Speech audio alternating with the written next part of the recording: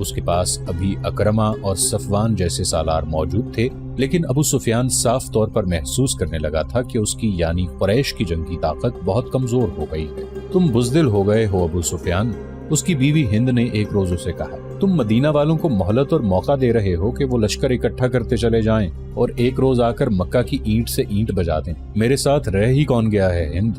ابو سفیان نے مایوسی کے عالم میں کہا۔ مجھے اس شخص کی بیوی کہلاتے شرم آتی ہے جو اپنے خاندان اور اپنے قبیلے کے مقتولین کے خون کا انتقام لینے سے ڈرتا ہے۔ ہند نے کہا، میں قتل کر سکتا ہوں۔ ابو سفیان نے کہا، میں قتل ہو سکتا ہوں، میں بزدل نہیں، ڈرپوک بھی نہیں، لیکن میں اپنے وعدے سے نہیں پھر سکتا۔ کیا تم بھول گئی ہو کہ حدیبیہ میں محمد صلی اللہ علیہ وآلہ وسلم کے ساتھ میرا کیا معاہدہ ہوا تھا؟ اہل قریش اور مسلمان 10 سال تک آپس میں نہیں لڑیں گے۔ اگر میں معاہدہ توڑ دوں اور میدان جنگ میں مسلمان ہم پر غالب آ جائیں تو تم مت لڑو۔ ہند نے کہا، قریش نہیں لڑیں گے، ہم کسی اور قبیلے کو مسلمانوں کے خلاف لڑا سکتے ہیں۔ ہمارا مقصد مسلمانوں کی تباہی ہے، ہم مسلمانوں کے خلاف لڑنے والوں کو درپردہ مدد دے سکتے ہیں۔ قریش کے سوا کون ہے جو مسلمانوں کے خلاف لڑنے کی جرت کرے گا؟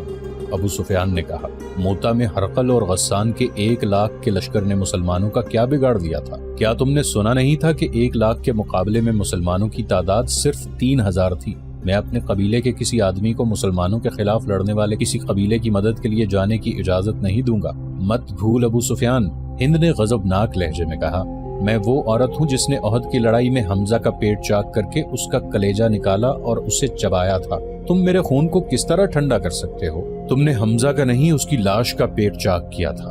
ابو سفیان نے ہونٹوں پر طنزیہ مسکراہٹ لا کر کہا، مسلمان لاشیں نہیں، اور وہ جو کچھ بھی ہیں، خدا کی قسم میں معاہدہ نہیں توڑوں گا۔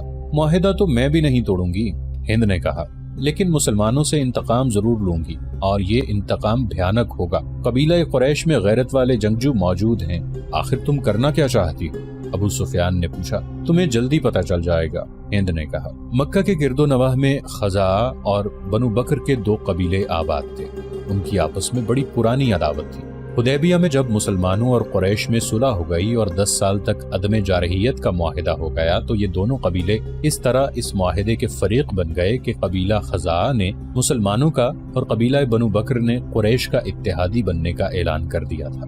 معاہدہ جو تاریخ میں صلح حدیبیہ کے نام سے مشہور ہوا، خزاعہ اور بنو بکر کے لیے یوں فائدہ مند ثابت ہوا کہ دونوں قبیلوں کی آئے دن کی لڑائیاں بند ہو گئیں۔ اچانک یوں ہوا کہ بنو بکر نے ایک رات خزاعہ کی ایک بستی پر حملہ کر دیا۔ یہ کوئی بھی نہ جان سکا کہ بنو بکر نے معاہدہ کیوں توڑ دیا ہے۔ ایک روایت ہے کہ اس کے پیچھے ہند کا ہاتھ تھا۔ خزاعہ چونکہ مسلمانوں کے اتحادی تھے، اس لیے ہند نے اس توقع پر خزاعہ پر بنو بکر سے حملہ کرایا تھا کہ خزاعہ مسلمانوں سے مدد مانگیں گے اور مسلمان ان کی مدد کو ضرور آئیں گے، اور وہ جب بنو بکر پر حملہ کریں گے تو قریش مسلمانوں پر حملہ کر دیں گے۔ ایک روایت یہ ہے کہ یہ غسانی عیسائیوں اور یہودیوں کی سازش تھی۔ انہوں نے سوچا تھا کہ قریش اور مسلمانوں کے اتحادیوں کو آپس میں لڑا دیا جائے تو قریش اور مسلمانوں کے درمیان لڑائی ہو جائے گی۔ بنو بکر خزاعہ کے مقابلے میں طاقتور قبیلہ تھا۔ غسانیوں اور یہودیوں نے بنو بکر کی ایک لڑکی اغوا کر کے قبیلہ خزاعہ کی ایک بستی میں پہنچا دی اور بنو بکر کے سرداروں سے کہا کہ خزاعہ نے ان کی لڑکی کو اغوا کیا ہے۔ بنو بکر نے جاسوسی کی اور پتہ چلایا کہ ان کی لڑکی واقعی خزاعہ کی ایک بستی میں ہے۔ ہند نے اپنے خامند ابو سفیان کو بتائے بغیر قریش کے کچھ آدمی بنو بکر کو دے دیے۔ ان میں قریش کے مشہور سالار اکرمہ اور صفوان بھی تھے۔ چونکہ حملہ رات کو کیا گیا تھا اس لیے خزاعہ کے 20 آدمی مارے گئے۔ یہ راز ہر کسی کو معلوم ہو گیا کہ بنو بکر کے حملے میں قریش کے آدمی مدد کے لیے گئے تھے۔ خزاعہ کا سردار اپنے ساتھ 2-3 آدمی لے کر مدینہ چلا گیا۔ خزاعہ غیر مسلم قبیلہ تھا۔ خزاعہ کے یہ آدمی حضور صلی اللہ علیہ وآلہ وسلم کے پاس پہنچے اور آپ صلی اللہ علیہ وآلہ وسلم کو بتایا کہ بنو بکر نے قریش کی پشت پناہی سے حملہ کیا اور قریش کے کچھ جنگجو بھی اس حملے میں شریک تھے۔ خزاعہ کے ایلچی نے حضور صلی اللہ علیہ وآلہ وسلم کو بتایا کہ اکرمہ اور صفوان بھی اس حملے میں شامل تھے۔ رسول اکرم صلی اللہ علیہ وآلہ وسلم غصے میں آ گئے۔ یہ معاہدے کی خلاف ورزی تھی۔ آپ صلی اللہ علیہ وآلہ وسلم نے مجاہدین کو تیاری کا حکم دے دیا۔ مورخ لکھتے ہیں کہ رسول اللہ صلی اللہ علیہ وآلہ وسلم کا رد عمل بڑا ہی شدید تھا۔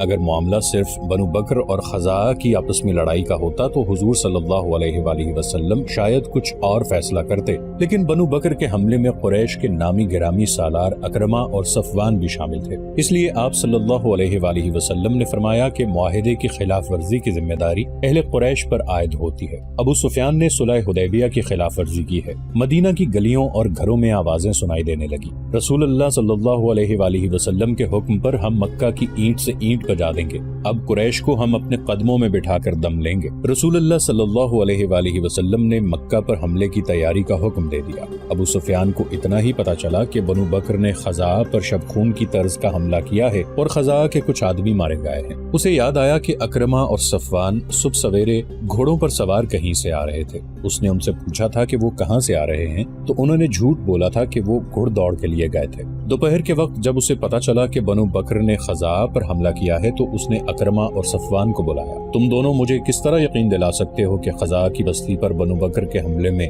تم شریک نہیں تھے؟ ابو سفیان نے ان سے پوچھا، کیا تم بھول گئے ہو کہ بنو بکر ہمارے دوست ہیں؟ صفوان نے کہا، اگر دوست مدد کے لیے پکاریں تو کیا تم دوستوں کو پیٹھ دکھاؤ گے؟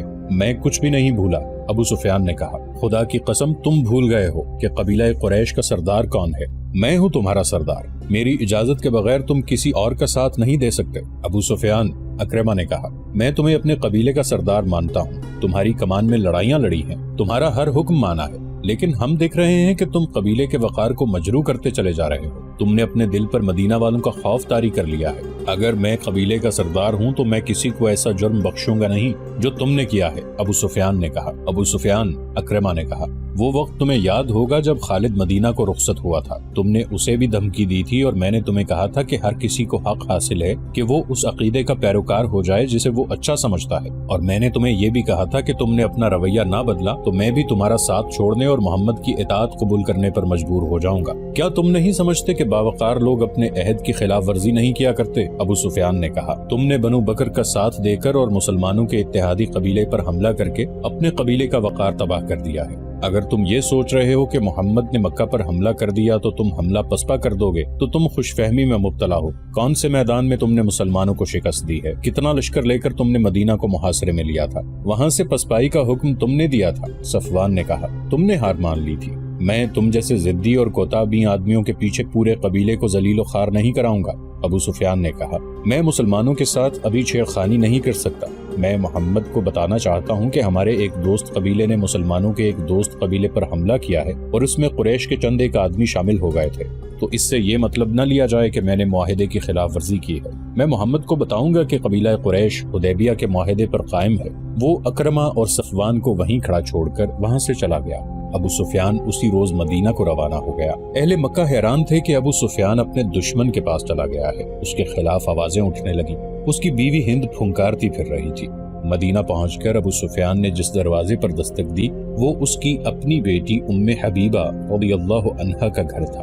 دروازہ کھلا، بیٹی نے اپنے باپ کو دیکھا تو بیٹی کے چہرے پر مسرت کی بجائے بے رخی کا تاثر آ گیا۔ بیٹی اسلام قبول کر چکی تھی اور باپ اسلام کا دشمن تھا۔ کیا باپ اپنی بیٹی کے گھر میں داخل نہیں ہو سکتا؟ ابو سفیان نے ام حبیبہ رضی اللہ عنہا سے پوچھا، اگر باپ وہ سچا مذہب قبول کر لے جو اس کی بیٹی نے قبول کیا ہے تو بیٹی باپ کی راہ میں آنکھیں بچھائے گی؟ ام حبیبہ رضی اللہ عنہا نے کہا، بیٹی، ابو سفیان نے کہا، میں پریشانی کے عالم میں آیا ہوں، میں دوستی کا پیغام لے کر آیا ہوں، بیٹی کیا کر سکتی ہے؟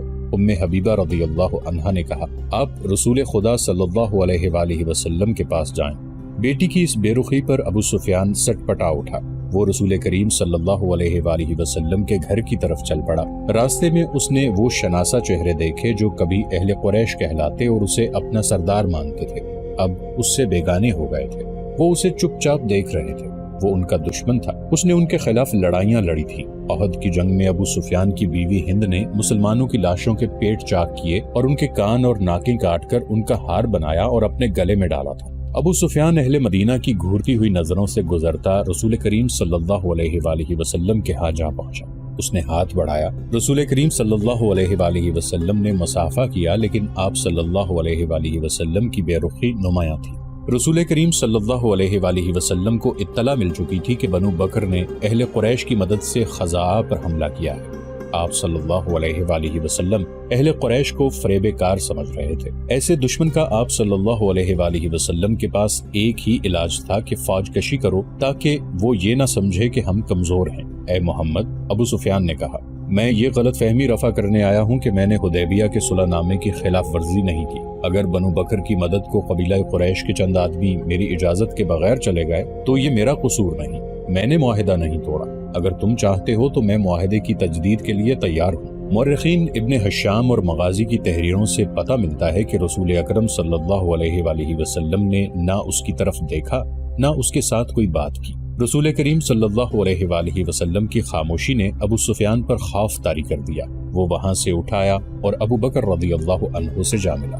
محمد میری کوئی بات سننے پر آمادہ نہیں۔ ابو سفیان نے ابو بکر رضی اللہ عنہ سے کہا، تم ہم میں سے ہو ابو بکر، خدا کی قسم ہم گھر آئے مہمان کے ساتھ ایسا سلوک نہیں کیا کرتے کہ اس کی بات بھی نہ سنیں۔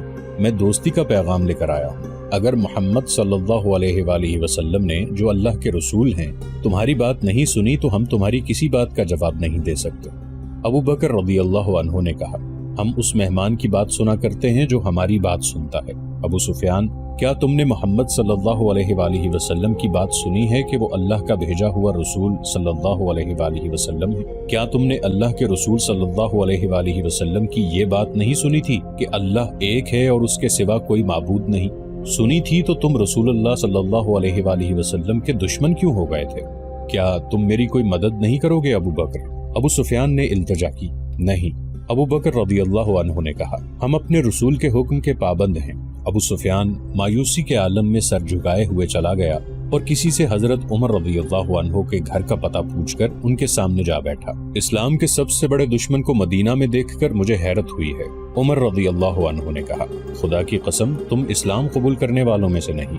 ابو سفیان نے عمر رضی اللہ عنہ کو مدینہ میں آنے کا مقصد بتایا اور یہ بھی کہ رسول کریم صلی اللہ علیہ وآلہ وسلم نے اس کے ساتھ بات تک نہیں کی اور ابو بکر رضی اللہ عنہ نے بھی اس کی مدد نہیں کی۔ میرے پاس اگر چیونٹیوں جیسی کمزور فوج بھی ہو تو بھی تمہارے خلاف لڑوں گا۔ عمر رضی اللہ عنہ نے کہا، تم میرے نہیں، میرے رسول صلی اللہ علیہ وآلہ وسلم اور میرے مذہب کے دشمن ہو۔ میرا رویہ وہی ہوگا جو اللہ کے رسول صلی اللہ علیہ وآلہ وسلم کا ہے۔ ابو سفیان فاطمہ رضی اللہ عنہا سے ملا، حضرت علی رضی اللہ عنہ سے ملا، لیکن کسی نے بھی اس کی بات نہ سنی۔ وہ مایوس اور نامراد مدینہ سے نکلا۔ اس کے گھوڑے کی چال اب وہ نہیں تھی جو مدینہ کی طرف آتے وقت تھی۔ گھوڑے کا بھی جیسے سر جھکا ہوا تھا۔ وہ مکہ کو جا رہا تھا۔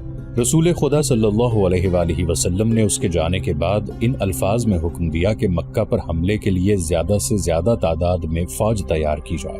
آپ صلی اللہ علیہ وآلہ وسلم کے حکم میں خاص طور پر شامل تھا کہ جنگی تیاری اتنے بڑے پیمانے کی ہو کہ مکہ والوں کو فیصلہ کن شکست دے کر قریش کو ہمیشہ کے لیے تہو تیغ کر لیا جائے۔ اس کے علاوہ حضور صلی اللہ علیہ وآلہ وسلم نے فرمایا کہ کوچ بہت تیز ہوگا اور اسے ایسا خفیہ رکھا جائے گا کہ مکہ والوں کو بے خبری میں دبوچ لیا جائے یا مکہ کے قریب اتنی تیزی سے پہنچا جائے کہ قریش کو مہلت نہ مل سکے کہ وہ اپنے اتحادی قبائل کو مدد کے لیے بلا سکیں۔ مدینہ میں مسلمانوں نے راتوں کو بھی سونا چھوڑ دیا۔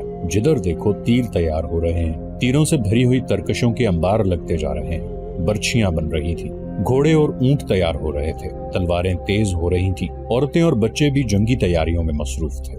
رسول کریم صلی اللہ علیہ وآلہ وسلم اور صحابہ کرام رضی اللہ عنہم بھاگتے دوڑتے نظر آتے تھے۔ مدینہ میں ایک گھر تھا جس کے اندر کوئی اور ہی سرگرمی تھی۔ وہ غیر مسلم گھرانہ تھا۔ وہاں ایک اجنبی آیا بیٹھا تھا۔ گھر میں ایک بوڑھا تھا، ایک ادھیڑ عمر آدمی، ایک جوان لڑکی، ایک ادھیڑ عمر عورت اور 2-3 بچے تھے۔ میں مسلمانوں کے ارادے دیکھ آیا ہوں، اجنبی نے کہا۔ ان کا ارادہ ہے کہ مکہ والوں کو بے خبری میں ڈالیں۔ بلا شک و شبہ محمد جنگی چالوں کا ماہر ہے، اس نے جو کہا ہے وہ کر کے دکھا دے گا۔ ہم کیا کر سکتے ہیں؟ بوڑھے نے پوچھا۔ میرے بزرگ، اجنبی نے کہا، ہم اور کچھ نہیں کر سکتے، لیکن ہم مکہ والوں کو خبردار کر سکتے ہیں کہ تیار رہو اور ادھر ادھر کے قبیلوں کو اپنے ساتھ ملا لو اور مکہ کے راستے میں کہیں گات لگا کر مسلمانوں پر ٹوٹ پڑو۔ مکہ پہنچنے تک ان پر شب خون مارتے رہو۔ مسلمان جب مکہ پہنچیں گے تو ان کا دمخم ٹوٹ چکا ہوگا، قسم اس کی جسے میں پوچھتا ہوں۔ بوڑھے نے جوشیلی آواز میں کہا، تم عقل والے ہو، تم خدائے یہودا کے سچے پجاری ہو۔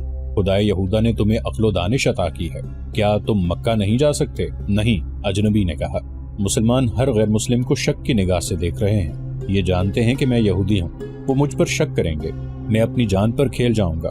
मुझे इन यहूदियों के खून का इंतकाम लेना है जिन्हें मुसलमानों ने कत्ल किया था। मेरी रगों में बनो कुरैज़ा का खून दौड़ रहा है। ये मेरा फर्ज है कि मैं मुसलमानों को ज़रबें लगाता रहूं, और मैं अपना ये फर्ज अदा ना करूं तो खुदा यहूदा मुझे इस कुत्ते की सूरत मारे जिसके जिस्म पर खारिश और फोड़े होते हैं और वो तड़प तड़प कर मरता है। लेकिन मैं नहीं चाहता कि मैं पकड़ा जाऊं। मैं मुसलमानों को डंक मारने के लिए जिंदा रहना चाहता हूँ। मैं बूढ़ा हूँ, बूढ़े ने कहा। मक्का दूर है, घोड़े या ऊंट पर इतना तेज सफर नहीं कर सकूंगा कि मुसलमानों से पहले मक्का पहुंच जाऊं। ये काम बच्चों और औरतों का भी नहीं। मेरा बेटा है मगर बीमार है। इस इनाम को देखो जो हम तुम्हें दे रहे हैं। अजनबी यहूदी ने कहा, ये काम कर दो, इनाम के अलावा हम तुम्हें अपने मजहब में शामिल करके अपनी हिफाजत में ले लेंगे। क्या ये काम मैं कर सकती हूँ? उधेड़ उम्र औरत ने कहा, तुमने मेरी ऊँटनी नहीं देखी? तुमने मुझे ऊँटनी की पीठ पर कभी नहीं देखा। इतनी तेज ऊँटनी मदीना में किसी के पास नहीं है। हाँ, यहूदी ने कहा, तुम ये काम कर सकती हो। ऊँटों और बकरियों को बाहर ले जाओ, तुम्हारी तरफ कोई ध्यान नहीं देगा। तुम इन्हें चराने के लिए हर रोज ले जाती हो। आज भी ले जाओ और मदीना से कुछ दूर जाकर अपनी ऊँटनी पर सवार हो जाओ। उसने एक कागज एक औरत को देते हुए कहा, इसे अपने सर के बालों में छुपा लो। ऊँटनी को दौड़ाती ले जाओ और मक्का में अबू सुफियान के घर जाओ और बालों में से ये कागज निकालकर उसे दे दो। लाओ। औरत ने कागज लेते हुए कहा, मेरा इनाम मेरे दूसरे हाथ पर रख दो और इस यकीन के साथ मेरे घर से जाओ कि मुसलमान मक्का से वापस आएंगे तो उनकी तादाद आधी भी नहीं होगी और उनके सर झुके हुए होंगे और शिकस्त उनके चेहरों पर लिखी हुई होगी। यहूदी ने सोने के 3 टुकड़े औरत को दिए और बोला, ये उस इनाम का निस्फ हिस्सा है जो हम तुम्हें उस वक्त देंगे जब तुम ये पैगाम अबू सुफियान के हाथ में देकर वापस आ जाओगी। अगर मैंने काम कर दिया और जिंदा वापस न आ सकी तो बाकी इनाम तुम्हारे खामिंद को मिलेगा। यहूदी ने कहा। ये औरत, जिसका किसी भी तारीख में नाम नहीं दिया गया, अपने ऊंट और बकरियां चराने के लिए ले गई। उन्हें वो हाँकती जा रही थी। किसी ने भी न देखा कि ऊंटों की पीठें नंगी थीं, लेकिन एक ऊंटनी सवारी के लिए तैयार की गई थी। उसके साथ पानी का मशकीजा और एक थैला भी मदा हुआ था। औरत उस रेवड़ को शहर से दूर ले गई। बहुत देर गुजर गई तो यहूदी ने उस जवान लड़की को जो घर में थी कहा कि वो जा चुकी होगी, तुम जाओ और ऊंटों और बकरियों को शाम के वक्त वापस ले आना। वो लड़की हाथ में गदड़ियों वाली लाठी लेकर बाहर निकल गई, लेकिन वो शहर से बाहर जाने की बजाय शहर के अंदर चली गई। वो इस तरह इधर उधर देखती जा रही थी जैसे किसी को ढूंढ रही हो। वो गलियों में से गुजरी और एक मैदान में जा रुकी। वहाँ बहुत से मुसलमान ढालें और तलवारें लिए तैज़नी की मशक कर रहे थे। एक तरफ शुद्र दौड़ हो रही थी और तमाशाइयों का भी हुजूम था। लड़की उस हुजूम के इर्द गिर्द घूमने लगी। ये किसी को ढूंढ रही थी। उसके चेहरे पर परेशानी के आसार थे जो बढ़ते जा रहे थे। उसके कदम तेजी से उठने लगे। ये एक जमा साल आदमी ने उसे देख लिया और बड़ी तेज चलता उसके पीछे गया। करीब पहुंचकर उसने धीमी आवाज से कहा, ज़ारिया। लड़की ने चौंक कर पीछे देखा और उसके चेहरे पर परेशानी का तासुर उड़ गया। वहीं आ जाओ, ज़ारिया ने कहा और वो दूसरी तरफ चली गई। ज़ारिया को वहां पहुंचते खासा वक्त लग गया जहां वो औरत ऊंटों और बकरियों को ले जाया करती थी। ऊंट और बकरियां वहीं थीं, वो औरत और उसकी ऊंटनी वहां नहीं थी। ज़ारिया वहां इस अंदाज से बैठ गई जैसे बकरियां चराने आई हो। वो बार बार उठती और शहर की तरफ देखती थी। उसे अपनी तरफ कोई आता नजर नहीं आ रहा था।